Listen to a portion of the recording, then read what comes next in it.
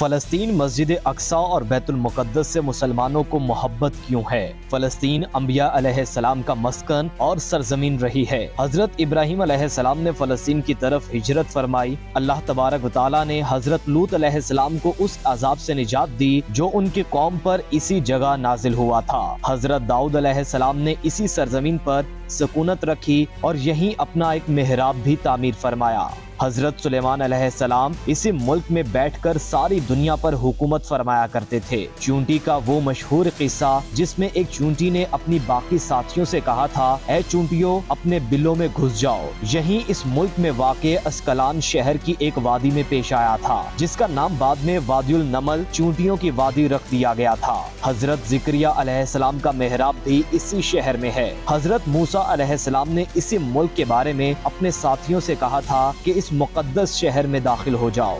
انہوں نے اس شہر کو مقدس، اس شہر کے شرک سے پاک ہونے اور انبیاء علیہ السلام کا مسکن ہونے کی وجہ سے کہا تھا۔ اس شہر میں کئی معجزات وقوع پذیر ہوئے، جن میں ایک کنواری بی بی حضرت مریم کے بدن سے حضرت عیسیٰ علیہ السلام کی ولادت مبارک بھی ہے۔ حضرت عیسیٰ علیہ السلام کو جب ان کی قوم نے قتل کرنا چاہا تو اللہ تبارک و تعالیٰ نے انہیں اسی شہر سے آسمان پر اٹھا لیا تھا۔ ولادت کے بعد جب عورت اپنی جسمانی کمزوری کی انتہا پر ہوتی ہے، ایسی حالت میں بی بی مریم کا کھجور کے تنے کو ہلا دینا بھی ایک معجزہ الہی ہے۔ قیامت کی علامات میں سے ایک حضرت عیسیٰ علیہ السلام کا زمین پر واپس تشریف لانا اسی شہر کے مقام سفید مینار کے پاس ہوگا۔ اسی شہر کے ہی مقام باب لد پر حضرت عیسیٰ علیہ السلام مسیح دجال کو قتل کریں گے۔ فلسطین ہی ارض محشر ہوگا۔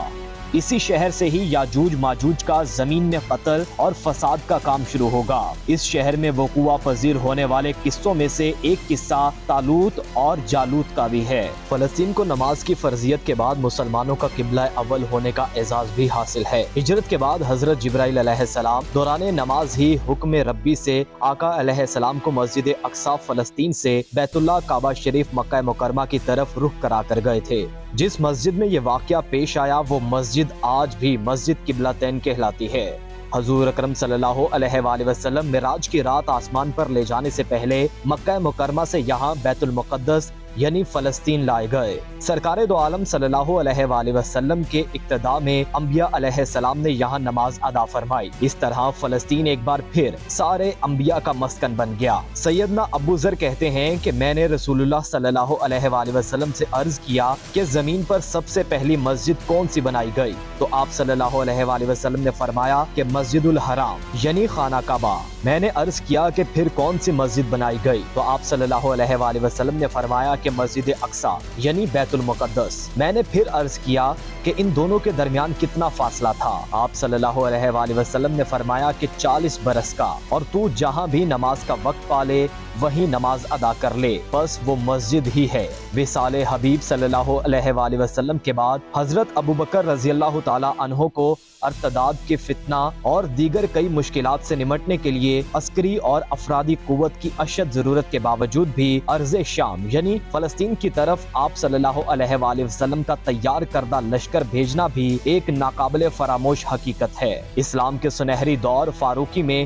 دنیا بھر کی فتوحات کو چھوڑ کر محض فلسطین کی فتح کے لیے خود سیدنا حضرت عمر رضی اللہ تعالی عنہ کا چل کر جانا اور یہاں پر جا کر نماز ادا کرنا اس شہر کی عظمت کو اجاگر کرتا ہے۔ دوسری بار معراج کی رات بروز جمعہ 27 رجب 583 ہجری کو صلاح الدین ایوبی کے ہاتھوں اس شہر کو دوبارہ فتح ہونا بھی ایک نشانی ہے۔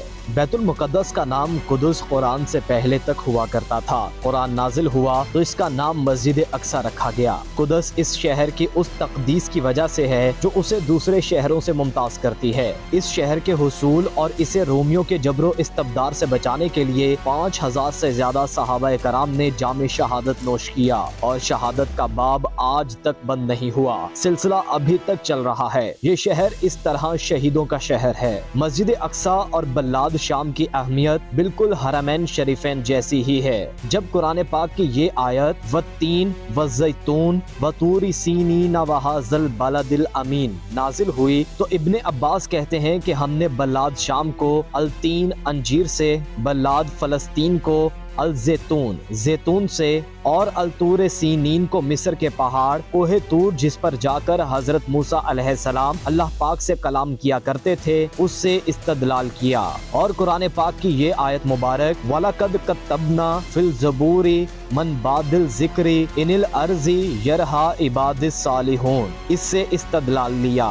इससे ये इस्तदलाल लिया गया कि उम्मत मोहम्मदी सल्लल्लाहु अलैहि वसल्लम हकीकत में इस मुक़द्दस सरजमीन की वारिस है। फ़लस्तीन की अज़मत का अंदाज़ा इस बात से भी लगाया जा सकता है कि यहाँ पर पढ़ी जाने वाली हर नमाज का अजर 500 गुना बढ़ा कर दिया जाता है। इस तरह दीगर बहुत से अहम वाक़यात हैं जिनसे मस्जिद अक्सा बैतुल मुक़द्दस की फजीलत मालूम होती है।